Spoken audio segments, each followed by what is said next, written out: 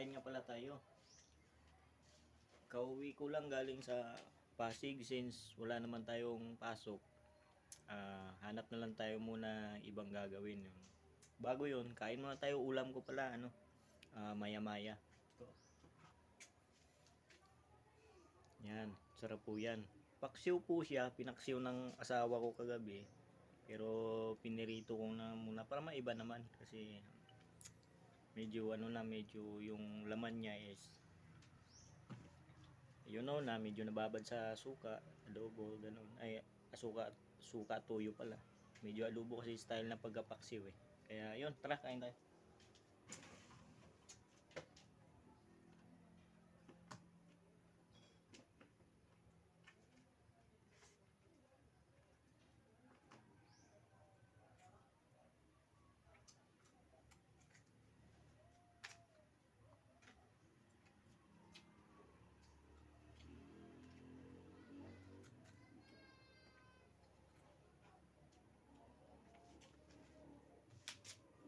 O nga pala, baka mainip kayo, no?